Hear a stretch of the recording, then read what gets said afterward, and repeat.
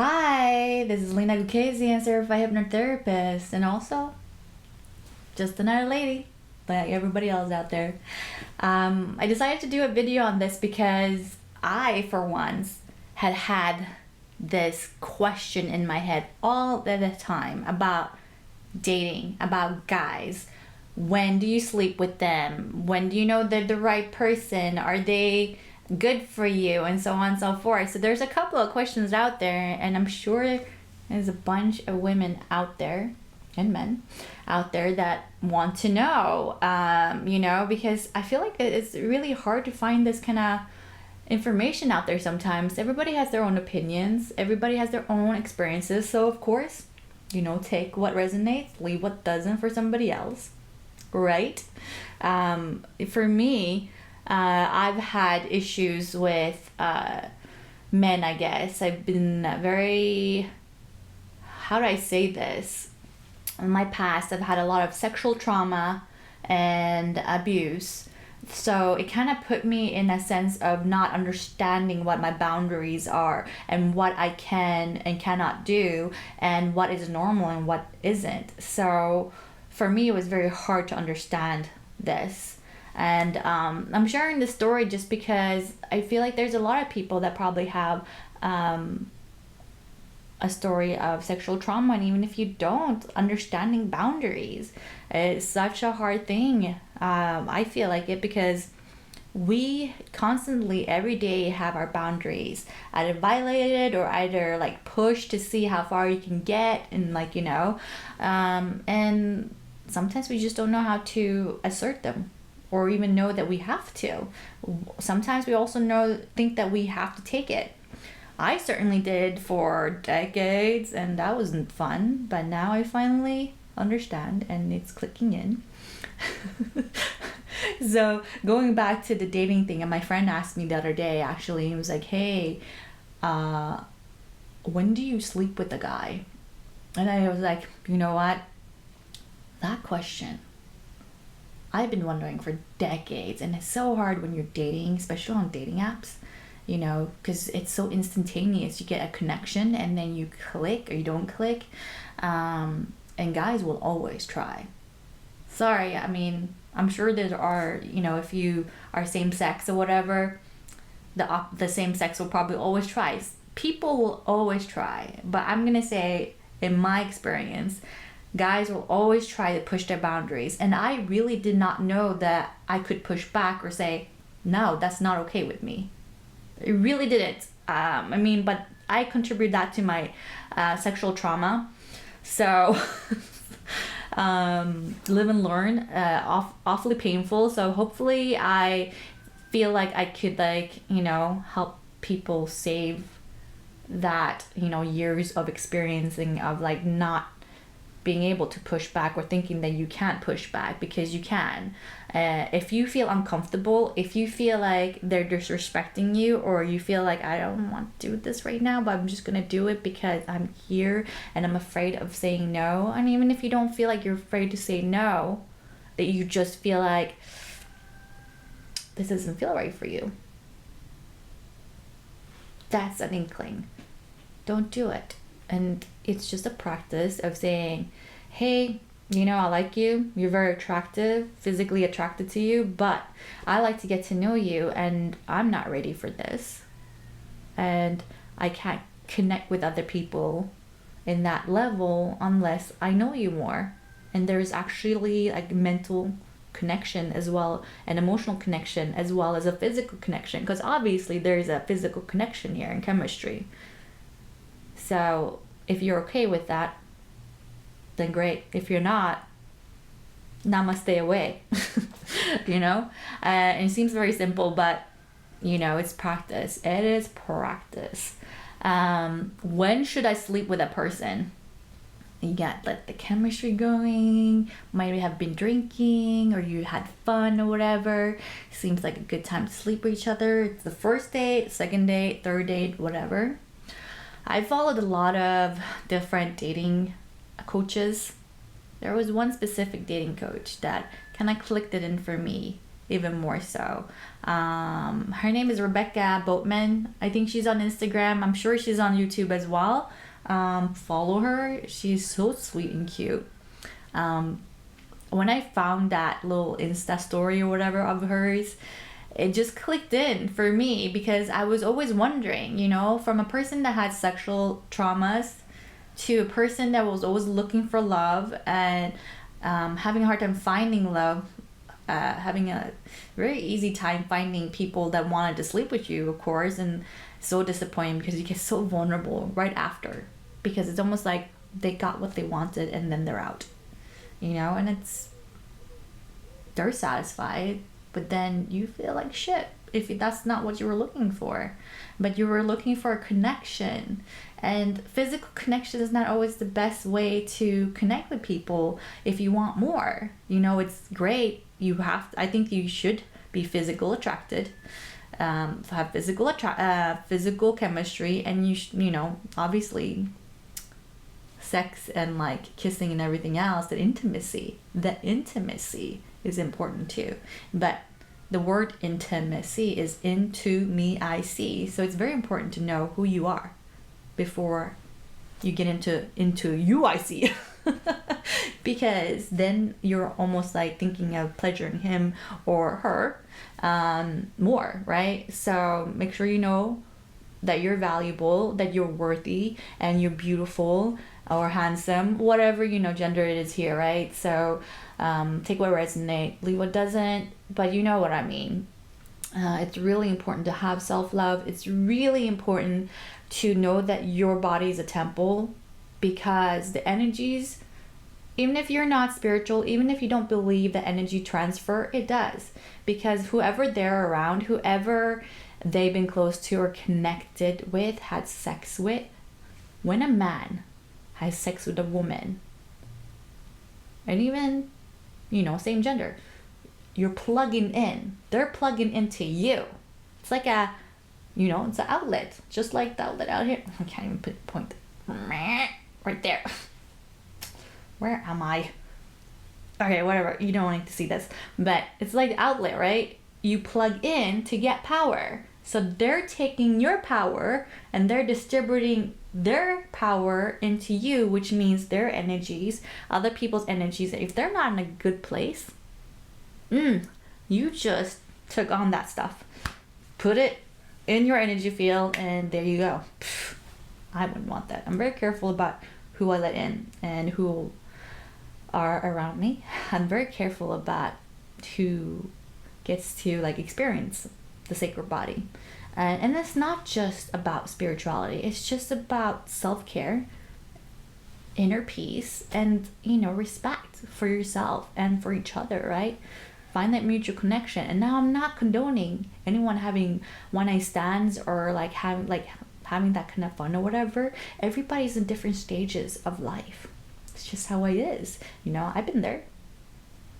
I was there a long time ago. And for me, I know I don't feel good when I do that. And it took me a while to realize, it's like, oh, you know, I'm still connected to them. And even like getting readings sometimes, you know, for tarot or whatever, people are still in my energy after like 6 months or a year. And you're like, come on, get out of there, because I wanted to make sure I have somebody right for me. And also that they're not blocking my energy for bringing in abundance, bringing in love, bringing in like, you know, different situations, because now you're like, clouded your energy with somebody else's energy, right? And their exes or whoever they slept with. So there you go.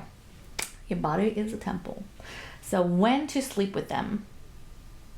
I liked Rebecca Boatman's advice because what she said was only sleep with them when you feel like you can take off your makeup and put on the ugliest PJs. If you felt comfortable, then you can sleep with them. Makes so much sense to me, because, you know, we as women take time, put on our makeup, look all great, put on like, you know, all the different things. But what about when we're like at home? You know, I'll put on makeup at home just to feel good, like, you know what I mean? Because I like who I see in the mirror when I have makeup on, and even without makeup. I just, you know, you just feel like, oh, I did this for me. Thanks for showing up today. But it makes so much sense because, you know, when you wake up in the morning, you don't have makeup on. When you are around or working, whatever it is, you know, in the yard, working out, this is all you, right? These are all you. And so if you're so comfortable with somebody that you can show up in your ugliest PJs and no makeup, that's a good sign that you trust them, that you feel safe and secure and comfortable with them in order to like have that connection. Doesn't work for everybody. It works for me. And I was like, oh, I wish I had heard that before. I wish that information was out there everywhere, because I have so many girlfriends who have the same question. And I'm like, and we don't know until we know. So now I know. And that to me makes so much sense. So I live by it. Yeah. And another thing, like, you know, when we pick men, or pick our dates or whatever, conversations flowing okay, maybe they're better in, you know, if you're on an app, for instance, maybe they're better in person, because it's important to understand the energy too, right? Are you like attracted to each other? Does this flow well? How is the conversation? Do they intellectually stimulate me? Do they are they safe, secure? Would I trust them with my life? Would I trust them with my finances? I know there's a lot of questions to ask in the first date or whatever, but you know, if you're intending to like look for a life partner, look for somebody that really matters, a soul connection, a person that you really want to enjoy long term. These are questions you need to ask yourself. And I learned that from another workshop that I took from I'm saying this right, Kurt Blackson, where it's like, you know, he has 7 steps, I believe, to realizing if he's a God man. And you need to ask these questions before you meet him. That's what he says, you know? So is this somebody that has a life purpose? Is this somebody that is spiritual connected? Basically meaning like, you know, does he work on himself? Does he work on his emotions? Does he know what emotions are? Or does he suppress them? Is he emotionally available or unavailable? Or is he just not emotionally capable of having more extended emotions than, like, you know, having like a front? Because we all wear masks, but are you able to put that away at the end of the day when you're with somebody that you love? Can you show them everything? Vulnerability is a huge thing. And he also says that you... Oh, I blanked. He also says that, you know, the life purpose is obviously something very, very important. So does he have something to look forward to? Is he driven? There's certain stages of a man, and even women, that they work, but they, you know, men have different priorities, right? Because they work for a different time of their life to get like stability and money.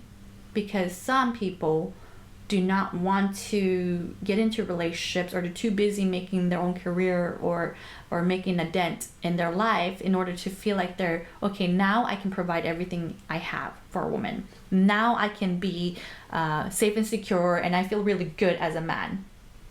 You know, so it has to do with their masculinity, right? It makes sense. But at the same time, like, you know, you're almost like cutting off a side of you, or a very essential part of life, to have a companion, you know. But everybody works in different ways. So at the end of the day, I think that a lot of people, a lot of pitfalls that I had, share my stories because, you know, so you can relate. If you don't relate, then that's fine, click off. Maybe it's not your video. But I know that there's other people that have the same, you know, stories that I do, or the same questions that I do. Like, you know, dating is so hard. We've dated in so many different cities, places, and different lifetimes. Did I say lifetimes? Different parts of my life. Yes, I'm an old soul, but like, you know, let's move on from there. But it's one of those things where I'm like, oh well, he has so much potential, and some of a lot of what we think is so subconscious that we don't even know that we're doing it. We don't, because parts of it, I would say probably 90% of it, is based on our primary caretakers or their relationships, usually a mother and father, how they interacted when we grew up. And I know it sounds so psychologistic, but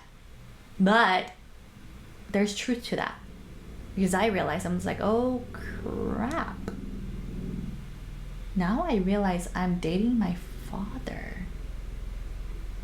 I was like, and he was emotionally unavailable and emotionally incapable. So it's like, ugh, I was like, what am I doing? Because I know it doesn't feel right, but at the same time it feels very familiar to me.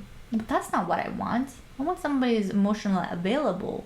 And so basically, like, my subconscious is fighting my conscious and fighting what I really want. Because my subconscious thinks is that's safe to find somebody that's just like my dad, or like mimic my parents' relationship, which wasn't healthy. So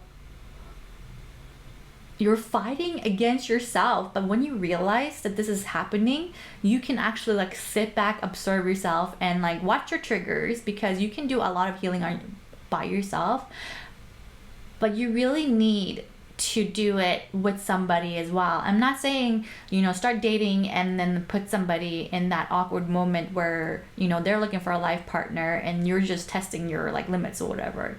I mean, obviously be upfront with people, not saying like, hey, I'm testing my limits here or triggers, but more so like, if you are attracted to them, you're interested in them, learn more about yourself and learn more about them before you take the plunge into anything else, right?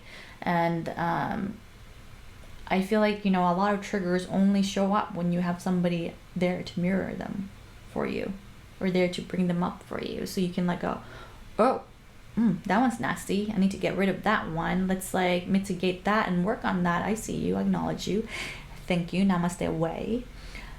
Or you have like somebody brings up a trigger and you try to work through it, or you have them and then they just freak out, or they basically brings up their trigger and they're incapable or don't want to work on it, or they're ignoring their own emotional woundings, right?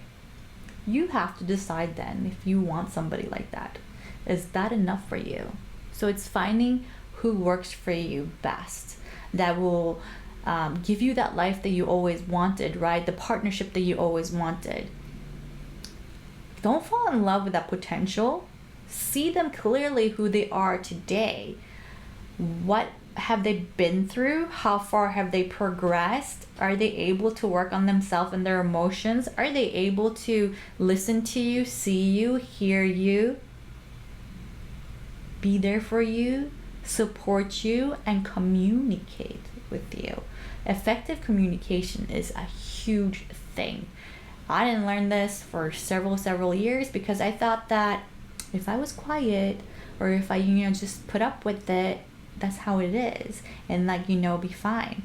But I was hurting myself, and then I was hurting the relationship, because all of a sudden, like after a while, you're like, I can't stand this, and you start acting up, right? So of course they're gonna go like, what the heck, you've always been like okay with it, why are you acting up right now?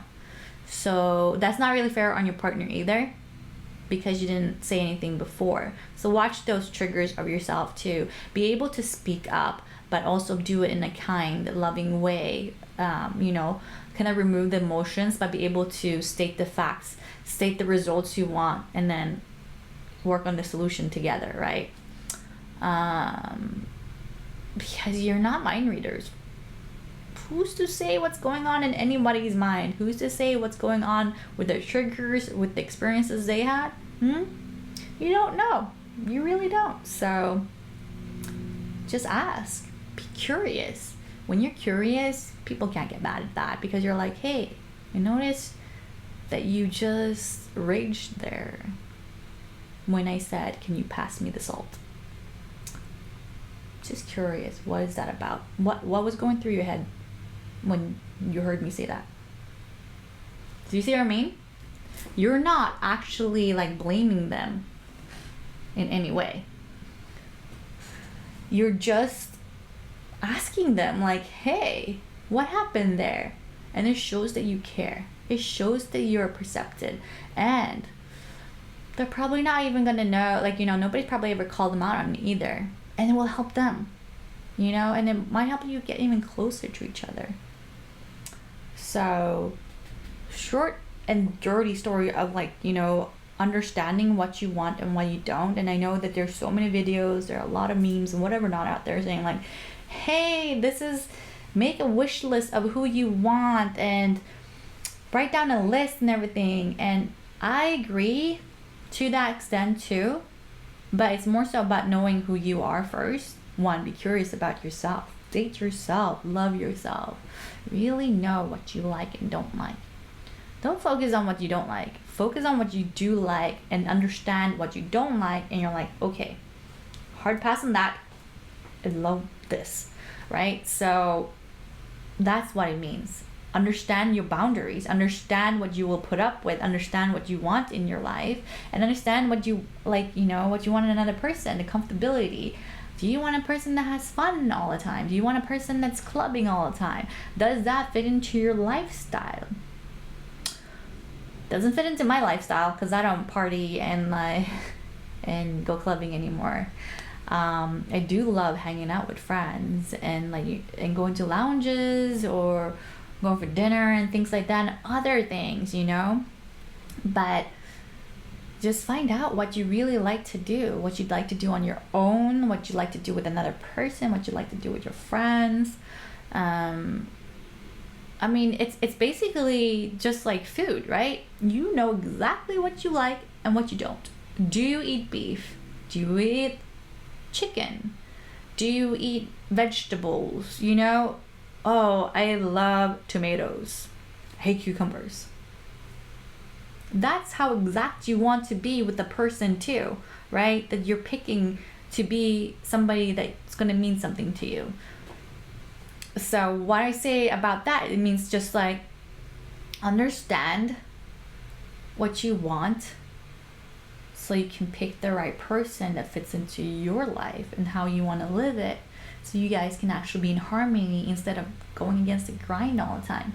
Because usually when you fall for these guys and women and same sex or whatever it is, and it's a lot of drama and trauma, that could be a subconscious pattern that you might need to look at. The limiting beliefs that you might not think that you're good enough, and it might not be you might not be consciously aware of this.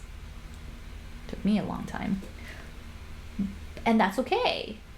But just realize that, you know, understand that sometimes it is a subconscious pattern, and when you find those and intercept every time you start thinking those or find triggers in that, it's going to be natural to you to know what your boundaries are. It's going to be natural to you what you say no to or what you say yes to, what you welcome into this life, because it's all energy, right?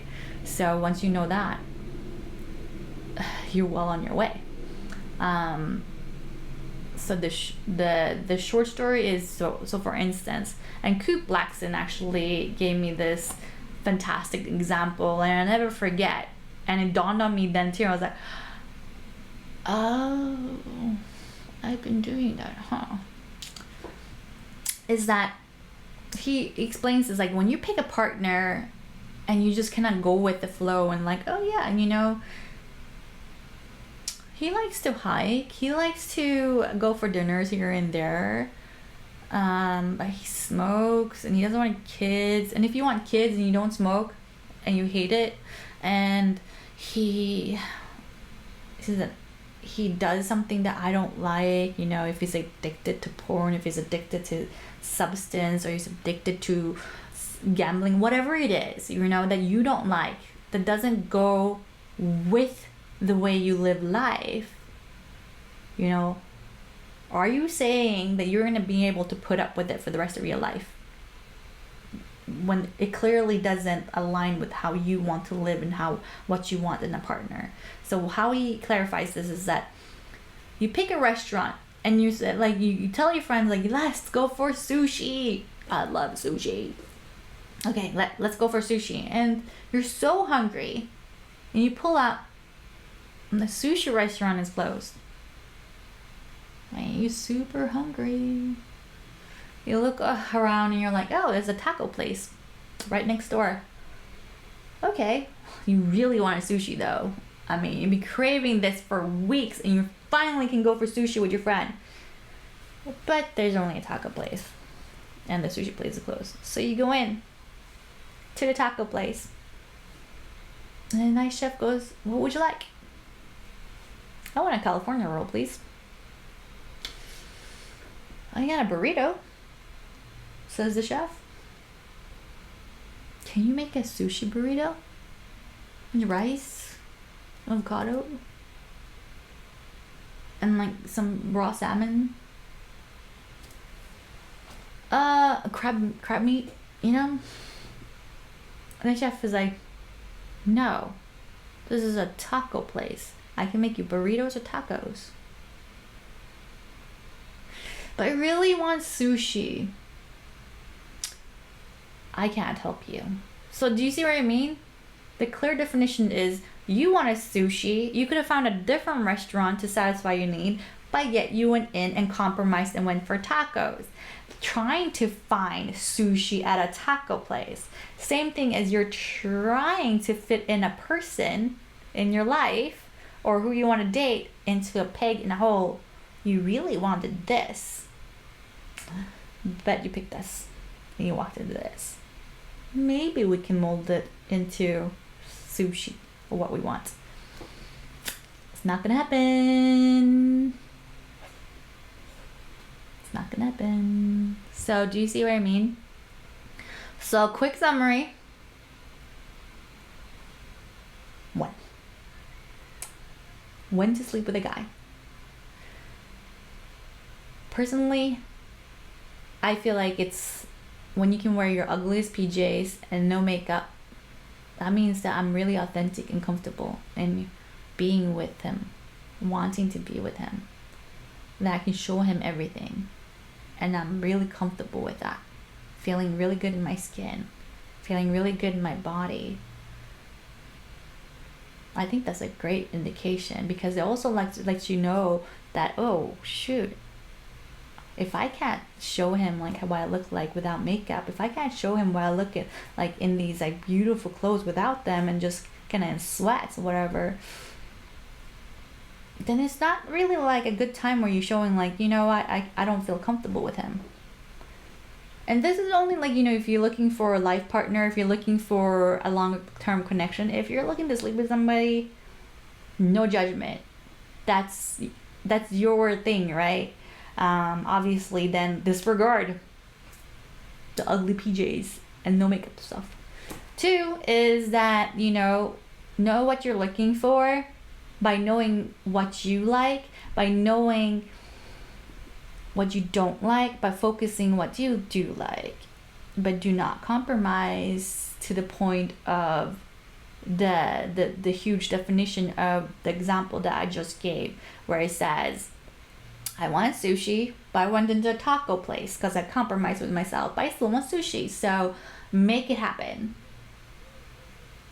No, because that's not fair on you. That's not fair on that person, because then even if it worked out, right, that person is always gonna try to be a sushi roll. That means that he's not being authentic to him. If he's perfectly fine with it, that's fine. But, you know, I don't know. Will it work? I have seen people that it works for. So, yeah. I hope this works for you, and I hope you like this YouTube, because I really just wanted to share that thought. I wanted to share my experiences, because I know there's a lot of more people out there that have the same experiences as me, and it's hard to find information out there. So if this works for you, click like, subscribe, share, please, because I feel like a lot of more people need to know this information. It'll just help so many people, you know. The peace and serenity that you get from it. The knowing that, oh, it's about me, about what I like, and not about, will he pick me? Will he like this? Oh, I should just completely shrink. So, or not say a word because he doesn't like it, or he won't push me into sex. You know? No, respect yourself. Learn what you like and don't like. And don't let people just push you over or make you do something you don't want to. You can say no. And it just takes practice. Have a great day. Thank you so much for being here. Like, subscribe, share. Have a great day. See you soon.